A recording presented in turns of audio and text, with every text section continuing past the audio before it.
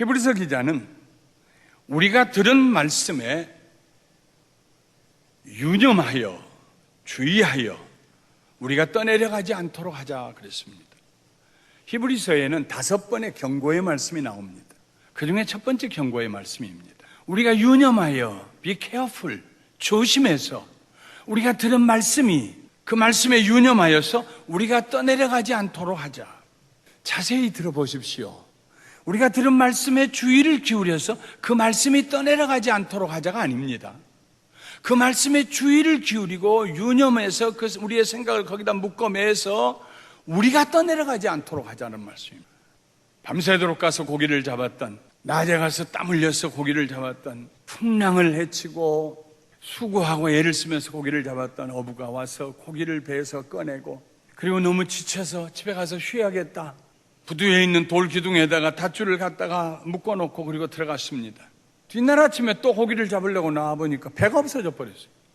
동네 사람들에게 찾아다니면서 누가 내 배 봤냐고, 누가 내 배 가져가는 거 봤냐고, 배가 없어졌다고, 사람 기가 막힐 일이라고, 내가 분명히 다 묶어놨는데 없어졌다고. 동네 나이 든 어른이 물어봅니다. 그 묶기를 잘 묶었나요? 내가 잘 묶었다고 생각하는데요. 아니, 사람이 피곤하면 대충 묶어놓고 들어가잖아요, 건성으로. 혹시 그런 건 아닌가요? 그러고 보니까 너무 피곤해서 건성으로 묶었던 것 같아요. 물이 들어와서 출렁거리면서 배를 밀었다가 당겼다가 하면서 이 줄이 풀어졌어요. 그리고 그 배가 썰물과 함께 바다로 멀리 나갔습니다. 보이지가 않습니다. 어디 갔는지, 가다가 어디에 기슭에 바위에 부딪혀서 산산조각이 났는지. 그럴 때 그 어부의 마음이 어떻겠어요?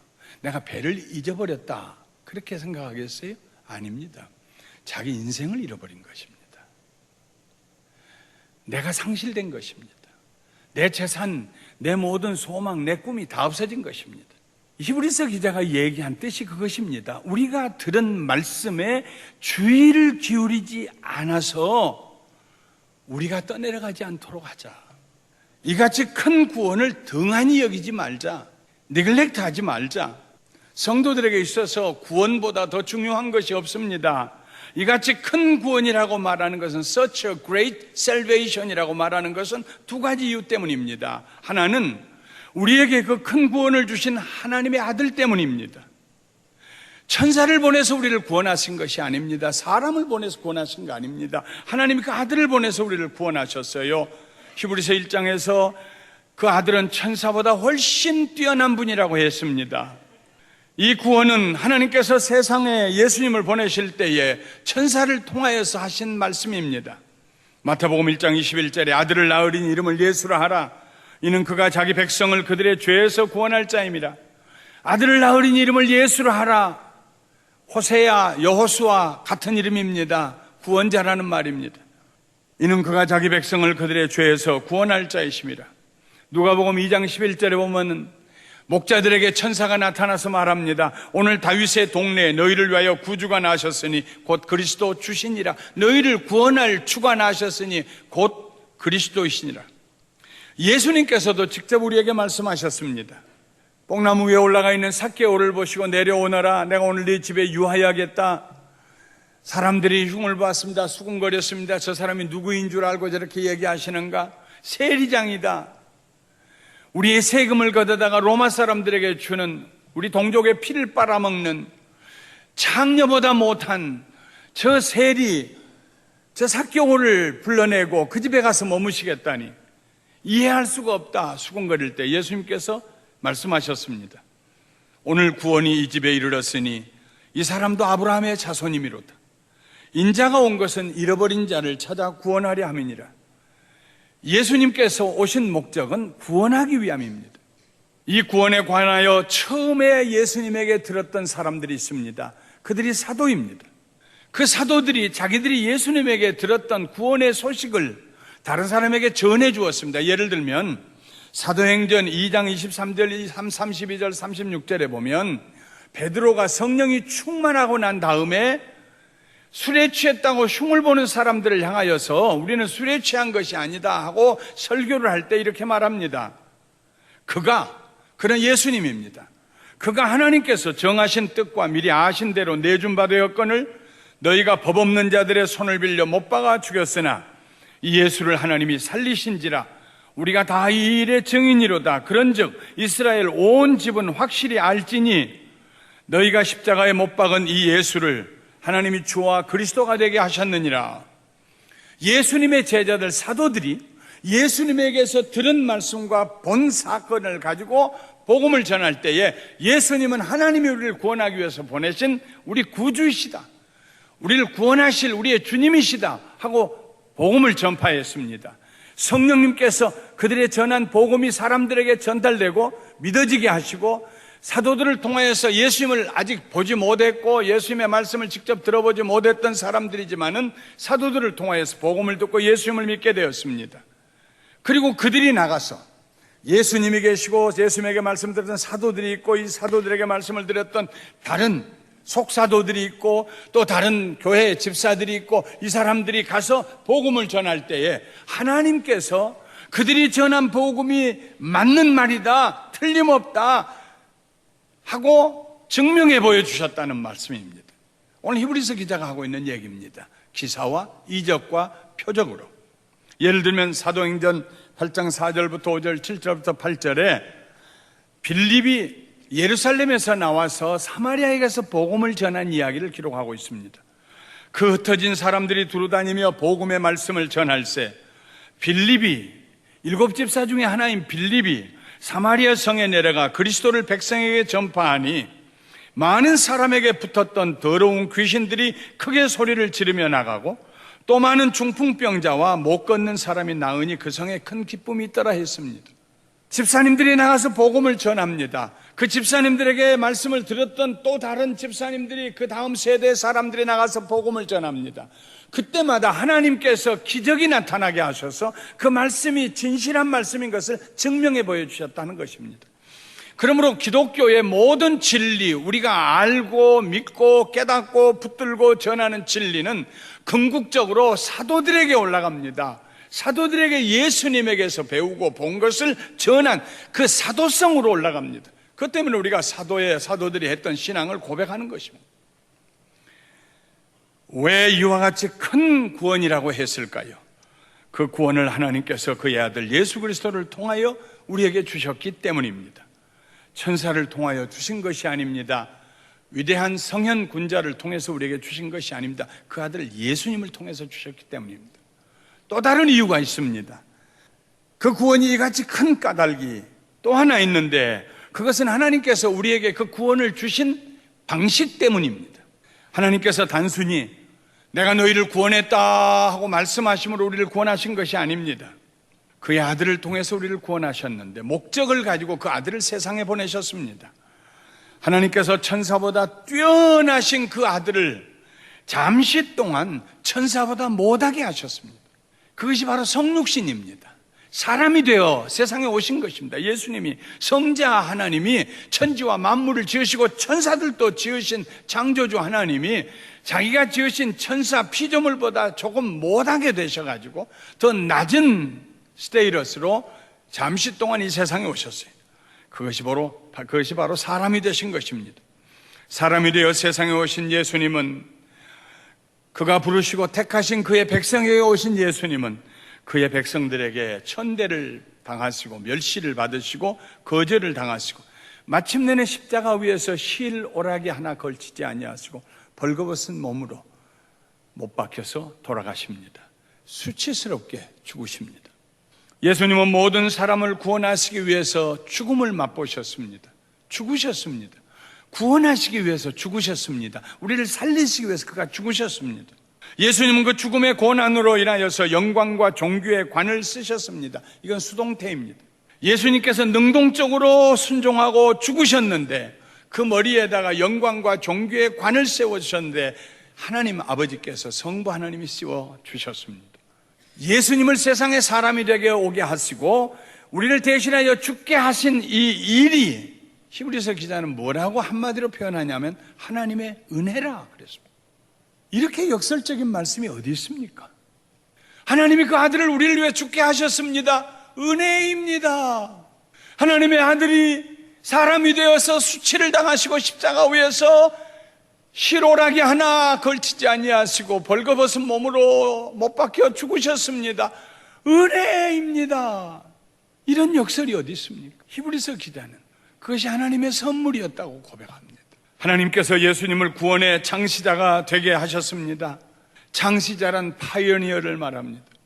처음 시작하신 분, 구원받을 길이 전혀 없는 적막한 강산에 구원의 길을 내어주신 분, 내가 곧 길이요 진리요 생명이니 나로 말미암지 않고는 아버지께로 올 자가 없다고 하신 예수님, 그분이 우리의 구원의 창시자가 되신 목적은 많은 아들들을 이끌어 구원의 영광에 들어가게 하시기 위함이었습니다. 많은 아들들을, 많은 딸들을, 수많은 하나님의 자녀들을 이끌어서 하나님의 나라에, 하나님의 영광에 들어가기 위해서, 하기 위해서 구원의 창시자가 되었다 하는 말씀입니다. 이렇게 한번 생각해 보십시오. 사람을 가득 실은 여객선 배가 가다가 암초를 만났습니다. 물 속에 바위가 있는데 선장이 모르고 바위를 향해 가서 부딪히고 바위 위에 배가 올라앉았습니다. 오두가도 못하는데 무서운 파도가 밀려와서 부딪혀가지고 배가 깨져나가기 시작합니다. 우지직 판자가 떨어져 나갑니다. 사람들은 죽는다고 아우성을 치고 있습니다. 아무도 거기에서 헤엄쳐 나갈 생각을 못합니다. 너무 파도가 심해서. 그런데 어떤 사람이 웃옷을 벗더니 허리에다가 밧줄을 질끈 동여매고 그리고는 그 풍랑 속으로 뛰어들어갑니다. 사람들이 말릴 겨를이 없었어요. 아니 여보세요 하는 순간에 풍덩하고 뛰어들어갔어요. 그리고 헤엄을 쳐서 육지로 가는데 저런 어리석은 사람 봤나? 저희 가지 못하고 죽는다. 줄은 왜 자기 허리에다가 묶는 거야? 아니나 다를까 파도에 휩쓸려 가지고 보이지가 않습니다. 죽었구나 싶은데 조금 있다가 파도가 가면서 그 낮은 지점에 이르니까 그 사람 머리가 보이기 시작해. 아이고 살았네. 그런 순간에 다시 파도가 밀려와서 또 그 사람을 삼킵니다. 그렇게 보이고 보이지 않으면서 그 파도 속으로 헤엄을 쳐서 갑니다. 한참 동안 안 보였어요. 죽었구나. 그가 죽었다고 해서 배에 있는 사람들이 사는 길이 있는 것도 아닙니다. 죽음을 모두 앞두고 있습니다. 그런데 한참 있다 보니까는 그 사람이 저 해안에 가더니 모래 위로 올라가더니 나무에다가 자기 몸에 가지고 온 밧줄을 가지고 와서 층층 동여매고 소리를 지릅니다. 여러분, 이제 내가 배하고 이 밧줄하고 묶어 놨으니까 이 밧줄을 잡고만 나오십시오. 밧줄만 잡고 나오십시오. 그러면 삽니다, 여러분. 그게 파이어니어입니다. 그게 창시자입니다. 구원의 창시자입니다. 아무도 하나님께 나아갈 수가 없었어요. 우리의 행위로 하나님께 나아갈 수가 없었어요. 그러나 예수님께서 하나님의 말씀에 순종하여 죽으시고 부활하심으로 우리가 하나님께 나갈 수 있는 길을 열어주셨어요. 그것이 구원의 길이에요. 그래서 그 구원이 큰 구원이에요. 아무도 할 수 없는 일이기 때문에, 오직 예수님만 하실 수 있는 일이기 때문에, 이 구원의 창시자 되신 예수님이 고난을 통하여 온전하게 되었다고 성경은 기록하고 있습니다. 온전하게 되었다는 말은 온전한 제물이 되었다는 말씀입니다. 히브리서 10장 19절부터 20절에 그러므로 형제들아 우리가 예수의 피를 힘입어 성소에 들어갈 담력을 얻었나니 그 길은 우리를 위하여 휘장 가운데로 열어놓으신 새로운 살 길이요 휘장은 곧 그의 육체니라. 마태복음에 보면은 예수님이 돌아가실 때 내 영혼을 아버지의 손에 맡기나이다 하고 돌아가실 때 마지막 숨을 쉬시고 멈추실 때 그때 성소에서 지성소로 들어가는 1년에 한 번 대제사장만이 속죄일에 짐승의 피를 가지고 가서 이스라엘의 죄를 용서해달라고 뿌리고 나오는 그 지성소를 본 사람이 손가락으로 꼽을 수밖에 없는 그 지성소와 성소를 가로막고 있던 휘장이 보통은 황소 2마리가 양쪽에서 잡아다녀도 찢어지지 아니하는 그 커튼이 위에서부터 아래로 그날 찢어졌습니다. 모든 사람이 지성소를 볼 수 있었습니다. 모든 사람이 지성소로 나아갈 수 있었습니다. 예수님의 죽으심을 통하여서 그의 깨어진 몸을 통하여서 그 깨어진 몸을 통하여 내어놓으신 길로 우리가 하나님께 나아가서 아버지라고 부를 수 있는 은혜를 우리에게 베풀어 주셨습니다. 그것이 구원의 은혜라는 말씀입니다. 얼마나 큰 구원입니까? 하나님께서 또한 예수님으로 하여금 우리의 형제가 되게 하셨습니다. 우리가 형제가 되게 하기 위해서 되시기 위해서 예수님은 우리와 같은 혈과 육을 가지셔야 했습니다. 사람이 되셔야 했습니다. 그렇게 하심으로써 우리를 형제라고 부르셨습니다. 형제라고 우리를 부르시기 위해서 사람이 되셨다는 말씀입니다. 거룩하게 하시는 예수님과 거룩함을 입은 무리들이 모두 하나님께로부터 나왔기 때문입니다. 그가 죽으심으로 죽음의 세력을 잡은 자 마귀를 멸하셨습니다. 그가 죽으심으로 그리고 부활하심으로 평생토록 마귀에게 종노릇하던 우리들을 놓아주시고 자유하게 하셨습니다. 그가 죽으심으로 우리로 하여금 하나님의 약속의 자녀들이 되어서 아브라함의 후손, 아브라함의 씨가 되게 하셨습니다. 그가 죽으심으로 우리를 살리신 예수님은 지금도 우리를 붙들고 계십니다. 가끔 저는 제 손을 들어서 주님, 제 손 붙잡아 주셔서 감사해요. 내 일에 바쁘고 내 아젠다에 바빠서 주님 손 놓을 때가 있지만 주께서 내 손목을 붙잡고 계신 그 손은 놓지 아니하여서 제가 여전히 주님의 붙잡아 주심 가운데 있는 것을 감사합니다. 그가 죽으심으로 우리의 죄를 속량하신 대제사장이 되셨습니다. 죄 지었던 우리에게 하나님이 쏟아 부으실 진노의 잔을 십자가 위에서 그가 대신 마셨기 때문에 우리가 하나님 앞에서 진노의 대상이 아니라 사랑의 대상이 될 수 있었습니다. 뿐만 아니라 그가 죽으심으로 우리의 형제가 되신 예수님은 세상에 계신 동안에 그분이 시험을 당해보셨기 때문에 시험당한 우리를 긍휼히 여기시고 이해하시고 우리를 시험에서 건지시고 이기게 해주십니다. 시험에서 이기게 해주십니다. 오늘 아침에도 일부 예배를 끝나고 중년이 지나고 이제 노년에 가까워지는 늦은 중년에 자매님을 위해서 안수하고 기도해 드렸습니다. 우울증이 왔다는 거예요. 너무 힘들다는 거예요. 아침에 일어날 수가 없다는 거예요. 우울증은 알아보지 않는 사람은 이해할 수가 없습니다. 머리에 손 얹고 간절히 기도했습니다. 그리고 제가 그 자매님의 눈을 쳐다보면서 말했습니다. 자매님, 우리에게는 예수 그리스도와 동행하는 데가 있고 옛날에 내가 있습니다. 옛사람이 우리를 찾아와서 우리를 시험하고 낙심하게 하고 좌절하게 하고 비교하게 하고 두려워하게 하고 그럴 때마다 예수 그리스도와 함께 있는 내 자아가 다른 내 자아를 향해서 얘기할 수 있어야 합니다. 연기라, 왜 내 속에서 그렇게 낙심하느냐? 연기라, 내가 왜 두려워하느냐? 예수님이 우리의 형제가 되셨다. 내 형제가 되셨다. 너와 함께 하신다. 하나님이 너를 아신다. 너를 기억하시고 잊어버리지 아니하신다. 고개 들어라. 제가 한 얘기가 아닙니다. 다윗이 자기 자신에게 그랬어요. 다윗에게도 아마 그런 좌절감이 밀려올 때가 있었을 거예요. 자주 있었을 거예요. 그때마다 자기 자신에게 말했어요. 어찌하여 내가 내 속에서 낭망하여 하는가? 얼굴을 들어라. 난 하나님을 부르고 하나님을 찾음으로 내가 산자의 땅에 있을 것이다. 예수님이 우리 형제가 되셨다는 게 얼마나 감사합니까? 형제만 됩니까? 예수님 말씀하셨어요. 누가 내 누이냐? 우리가 하나님의 아들도 되고 하나님의 딸도 되는 것입니다. 편의상 아들들이라고 다 여기 기록해 놨지만 우리는 하나님의 자녀입니다.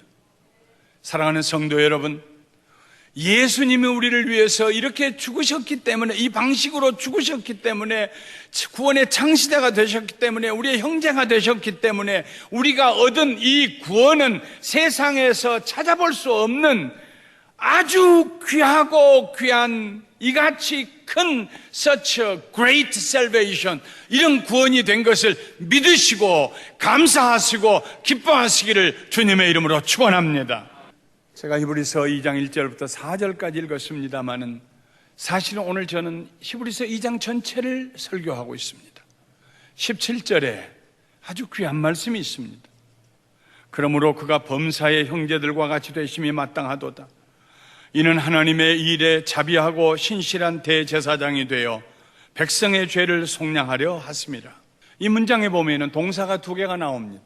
되셨다 하는 동사인데 하나는 다른 말입니다만은 되셨다로 번역이 됐어요. 첫 번째 되셨다는 수동태입니다. 하나님이 그렇게 만드셨기 때문에, 예수님을 형제들과 같이 사람이 되게 하셨기 때문에, 예수님께서 하나님의 되게 하신 그 하나님의 행위에 의해서 수동적으로 사람이 되신 것입니다. 동정녀 마리아의 몸에 나신 것입니다. 성령으로 말미암아 나신 것입니다. 그런데 같은 구절에 대제사장이 되어서 자비하고 신실한 대제사장이 되어 백성의 죄를 속량하려 합니다 하는 이 되었다는 것은 예수님이 자신이 스스로 능동적으로 액티브하게 되는 것입니다. 한 문장 안에 우리를 위해서 그 아들 성자 하나님을 사람이 되게 하시고 수치스럽게 십자가 위에 죽게 하시고 사람의 묘에 묻히게 하시고 그렇게 하신 하나님의 일, 그 하나님이 하시는 일 앞에 수동적으로 순종하고 자기를 드린 예수님과 그 하나님의 뜻을 이루기 위해서 능동적으로 대제사장이 된 예수님, 성부 하나님의 구원의 행위와 성자 하나님의 순종의 행위가 함께 합하여져서 십자가를 이루었어요. 우리에게 이루어주신 구원, 그 크신 구원, 보배로운 구원, 세상에 아무도 우리에게 줄 수 없는 선물. 우리는 그렇기 때문에 존귀한 하나님의 자녀들이 된 줄 믿습니다. 이 같은 큰 구원을 어떻게 우리가 등한히 여길 수 있겠습니까? 이같이 큰 구원을 어디에다가 둔지 모르게 아무데나 집어 던지고 어떻게 그렇게 살 수가 있겠습니까? 이같이 큰 구원을 생각하고 감사하지 아니하고 거기다가 우리의 생각을 고정시키고 거기다가 집중하고 감사하며 살지 아니하고 세상의 다른 것들을 중요하게 생각하며 어떻게 그렇게 살 수 있겠습니까? 갓 결혼한 신부가 어떻게 자기 손에서 그렇게 귀중한 결혼 반지가 빠져나가는 줄 모르고 살 수 있겠습니까? 그 배 한 척이 자기의 삶의 전부인데 아무리 피곤해도 어떻게 그 배를 부두에 있는 돌기둥에다가 묶고 또 묶고 다시 확인해 보지 아니하고 대충 감고 들어갈 수가 있겠습니까? 이렇게 큰 구원을, 그것이 히브리서 기자가 경고하면서 간절한 심정으로 부탁하는 것입니다. 그때뿐만 아니라 히브리서를 통하여서 성령님께서 우리에게 오늘 말씀하고 계신 줄 믿습니다. 여러분, 우리의 삶에 가장 귀하고 귀한, 내가 예수님의 이름으로 예수의 보배로운 피로 구원받았다는 거기서부터 하루를, 거기서부터 문제의 해결을, 거기서부터 삶의 계획을 세워가시고 살아가시기를 주님의 이름으로 축원합니다.